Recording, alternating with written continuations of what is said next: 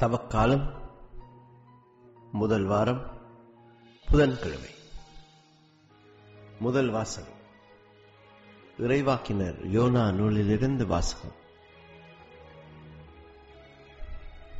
3ஆம் அதிகாரம், வசனங்கள் 1-10 வரை. 2ஆம் முறையாக யோனாவுக்கு ஆண்டவரின் வாக்கு அளிக்கப்பட்டது.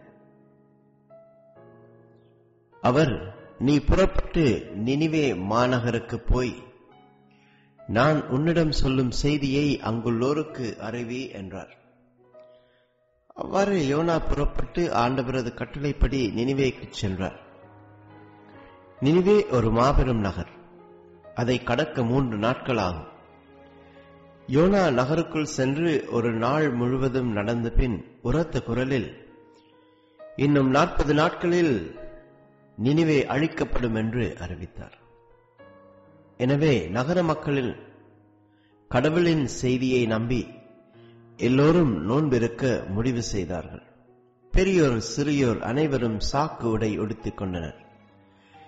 இந்த செய்தி நினிவே அரசனுக்கு எட்டியது. அவன் தன் அரியணையை விட்டிறங்கி அரச உடையை களைந்துவிட்டு சாக்கு உடை உடுத்திக் கொண்டு சாம்பல் மீது உட்கார்ந்தான். மேலும் அவன் ஒரு ஆணை பிறப்பித்து அதை நினிவே முழுவதும் பறைசாற்றச் செய்தான். இதனால் அரசரும் அரச அவையினரும் மக்கள் அனைவருக்கும் அறிவிப்பதாவது, எந்த மனிதரும் உணவை சுவைத்து கூட பார்க்கக்கூடாது. ஆடு மாடு முதலிய விலங்குகளும் தீனி தின்னவோ தண்ணீர் குடிக்கவோ கூடாது. மனிதரும் விலங்குகளும் சாக்கு உடை உடுத்திக் கொண்டிருக்க வேண்டும். ஒவ்வொருவரும் கடவுளை நோக்கி மன்றாட வேண்டும். தம் தீய வழிகளையும் தாம் செய்து வரும் கொடுஞ்செயல்களையும் விட்டொழிக்க வேண்டும். இவ்வாறு செய்தால் கடவுள் ஒருவேளை தம் மனதை மாற்றிக்கொள்வார். அவரது கடுஞ்சினமும் தனியும். நமக்கு அழிவு வராது. கடவுள் அவர்கள் செய்தது அனைத்தையும் பார்த்தார். அவர்கள் தீய வழிகளினின்று விலகியதை அவர் கண்டு தம் மனத்தை மாற்றிக்கொண்டார். தாம் அவர்கள் மீது அனுப்புவதாக சொல்லியிருந்த தண்டனையை அனுப்பவில்லை. இது ஆண்டவரின் அருள்வாக்கு. இறைவா, உமக்கு நன்றி. பதிலுரை பாடல். உங்கள் பதில். நொறுங்கிய உள்ளத்தை இறைவா நீர் அவமதிப்பதில்லை. நொறுங்கிய உள்ளத்தை இறைவா நீர் அவமதிப்பதில்லை. கடவுளே, உமது பேரன்பிற்கேற்ப எனக்கு இரங்கும். உமது அளவற்ற இரக்கத்திற்கேற்ப எனது குற்றங்களை துடைத்தருளும். என் தீவினை முற்றிலும் நீங்கும்படி என்னை கழுவி அருளும். என் பாவம் அற்றுப்போகும்படி என்னை தூய்மைப்படுத்தி அருளும். நொறுங்கிய உள்ளத்தை இறைவா நீர் அவமதிப்பதில்லை. கடவுளே, தூயதோர் உள்ளத்தை என்னுள்ளே படைத்தருளும். உருகு தரும் ஆவியை புதுப்பிக்கும் ஆவியை என்னுள்ளே உருவாக்கி அருளும். உமது முன்னிலையிலிருந்து என்னை தள்ளிவிடாதேயும். உமது தூய ஆவியை என்னிடமிருந்து எடுத்து விடாதேயும். நொறுங்கிய உள்ளத்தை இறைவா நீர் அவமதிப்பதில்லை. ஏனெனில் பலியினால் உம்மை மகிழ்விக்க முடியாது. நான் எரிபலி செலுத்தினாலும் நீர் அதில் நாட்டம் கொள்வதில்லை. கடவுளுக்கேற்ற பலி நொறுங்கிய நெஞ்சமே. கடவுளே, நொறுங்கிய குற்றமுணர்ந்த உள்ளத்தை நீர் அவமதிப்பதில்லை. நொறுங்கிய உள்ளத்தை இறைவா நீர் அவமதிப்பதில்லை. ஆண்டவர் உங்களோடு இருப்பாராக. உம்மோடும் இருப்பாராக. புனித லூக்காஸ் எழுதிய நற்செய்தியிலிருந்து வாசகம். ஆண்டவரே, உமக்கு மகிமை. அதிகாரம் 11, வசனங்கள் 23-32 வரை. அக்காலத்தில் மக்கள் வந்து கூட கூட இயேசு கூறியது, இந்த தீய தலைமுறையினர் அடையாளம் கேட்கின்றனர். இவர்களுக்கு யோனாவின் அடையாளத்தை தவிர வேறு அடையாளம் எதுவும் கொடுக்கப்பட மாட்டாது. யோனா நினிவே மக்களுக்கு அடையாளமாய் இருந்ததைப் போன்று மானிட மகனும் இந்த தலைமுறையினருக்கு அடையாளமாயிருப்பார். தீர்ப்பு நாளில் தென்னாட்டு அரசி இத்தலைமுறையினரோடு எழுந்து இவர்களை கண்டனம் செய்வார். ஏனெனில் அவர் சாலமோனின் ஞானத்தை கேட்க உலகின் கடைக்கோடியிலிருந்து வந்தவர். ஆனால் இங்கிருப்பவர் சாலமோனிலும் பெரியவர் அல்லவா? தீர்ப்பு நாளில் நினிவே மக்கள் இத்தலைமுறையினரோடு எழுந்து இவர்களை கண்டனம் செய்வார்கள்.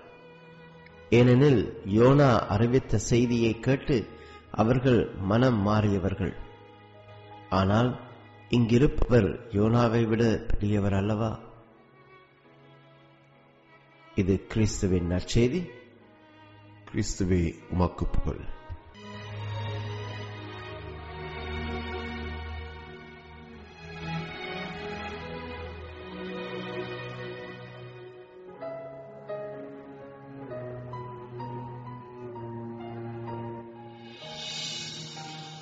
இன்றைய முதல் வாசகமானது கொஞ்சம் ஆச்சரியத்தை தரக்கூடிய ஒன்றாக இருக்கிறது.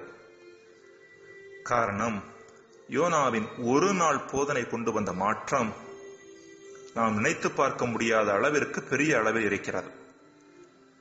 அவரது போதனையை கேட்டு அரசன் முதல் மக்கள் வரை அனைவரும் மனமாற துடித்ததாக அங்கு பார்க்கிறோம். இப்படிப்பட்ட பெரிய அளவிலான மனமாற்றத்தை நாம் விவிலியத்தில் அதிகம் பார்ப்பது கிடையாது. அதிலும் யோனா ஒரு யூதர், அவரது செய்தியை பெற்றுக்கொண்ட மக்களோ புற இனத்தவர்கள். புற இனத்தவர்கள் ஒரு யூதரது போதனையை கேட்டு பெரிய கூட்டமாக மனமாறினார்கள் என்பது ஒரு ஆச்சரியமான காரியம்தான். இறைவாக்கியர்கள் என்பவர்கள் கடவுளிடமிருந்து வருபவர்கள், கடவுளால் அனுப்பப்பட்டவர்கள் என்று நம்பிய இஸ்ரேல் மக்கள் மத்தியில் கூட இவ்வளவு பெரிய மனமாற்றம் நடந்ததாக நாம் அதிகம் பார்ப்பதில்லை. எனினும் இப்படிப்பட்ட பெரிய அளவில் மனமாற்றம் நடைபெற்றிருக்க வேண்டுமெனில் யோனாவின் போதனை எந்த அளவிற்கு ஆற்றல் மிக்கதாக, வல்லமை மிக்கதாக இருந்திருக்க வேண்டும் என்பது நாம் சிந்தித்து பார்க்க வேண்டிய ஒன்று. யோனாவின் இப்படிப்பட்ட ஆற்றல் மிக்க போதனைக்கான காரணம் என்ன என்பதை இன்றைய முதல் வாசகம் எடுத்துரைக்கின்றார். இன்றைய முதல் வாசகத்தின் முதல் வசனமானது இரண்டாம் முறையாக யோனாவுக்கு ஆண்டவரின் வாக்கு அருளப்பட்டது என்று சொல்கின்றது. ஏற்கனவே ஒரு முறை ஆண்டவரின் வாக்கு யோனாவுக்கு அருளப்பட்டது குறித்தும் யோனா 1 முதல் 4 வசனங்கள். அவர் அதற்கு கீழ்ப்படியாமல் இருந்ததும் நமக்கு தெரியும். இவ்வாறு கடவுளின் வார்த்தைக்கு மறுப்பு தெரிவித்த யோனா ஓர் அசாதாரணமான நிகழ்வின் மூலம் கப்பலிலிருந்து கடலில் தூக்கி எறியப்பட்டு ஒரு மீனால் காப்பாற்றப்பட்ட நிகழ்வின் மூலம் மனமாற்றம் அடைந்து கடவுளின் செய்தியை அறிவிக்க தயாரானார். வேறு வார்த்தைகளில் சொல்ல வேண்டுமெனில், யோனா மனமாற்ற செய்தியை நினிவே நகர மக்களுக்கு அறிவிப்பதற்கு முன்பாக தானே அந்த மனமாற்ற அனுபவத்திற்கு ஆளானார். யோனா மீனின் வயிற்றில் 3 நாட்கள் இருந்தது இதையே சுட்டிக்காட்டுகிறது. இயேசு கல்லறையில் 3 நாட்கள் இருந்த பின்பு உயிர்த்த போது முற்றிலும் புதிய நிலையில் உள்ளவராக வெளியே வந்தார். யோனாவும் 3 நாட்கள் மீன் வயிற்றில் இருந்த பின்பு முற்றிலும் புதிய மனிதராக வெளியே வந்தார். அதாவது மனமாற்றம் அடைந்த நபராக வெளியே வந்தார். சுருக்கமாக சொல்ல வேண்டுமெனில், யோனாவே மனமாற்ற அனுபவத்திற்கு உள்ளாக அல்லது மனமாற்ற அனுபவத்திற்கு உட்பட்டதன் காரணமாகவே அவரது போதனை நினிவே நகர மக்களில் மனமாற்றத்தை ஏற்படுத்தியது. அன்புக்குரியவர்களே, நம்முடைய வாழ்க்கையில் நாம் கடைபிடிக்காத ஒன்றை மற்றவர்கள் கடைபிடிக்க வேண்டும் என்று எடுத்துச் சொன்னோம் என்றால், நம் வார்த்தைகள் பிறரில் தாக்கத்தை ஏற்படுத்தும், மாற்றத்தை ஏற்படுத்தும் என்று நாம் எதிர்பார்க்க முடியாது. ஒரு தாய் தனது 8 வயது மகனை அழைத்துக் கொண்டு ஒரு திரைப்படத்திற்கு சென்றார்.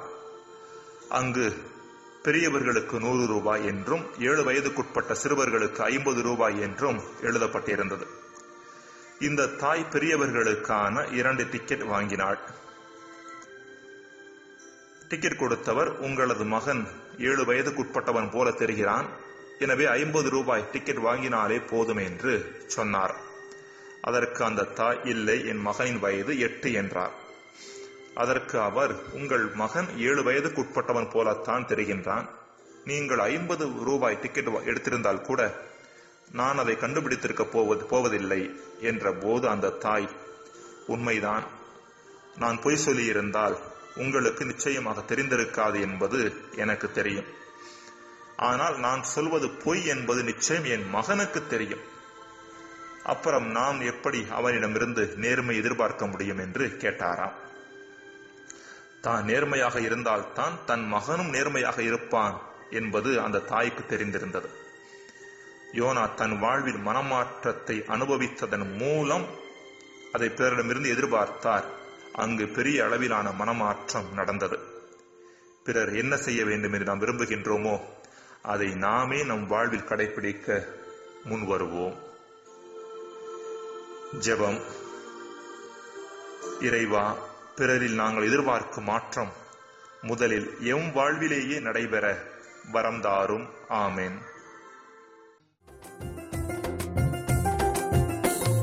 சாதி வெறிய விட்டு நீயும் மனம் திரும்பு ஐயா, மனம் திரும்பு. சாதி வெறிய விட்டு நீயும் மனம் திரும்பு ஐயா, மனம் திரும்பு. எல்லாம் சமத்துவமா வாழ்ந்திடலாம், மனம் திரும்பு, சமத்தா மனம் திரும்பு.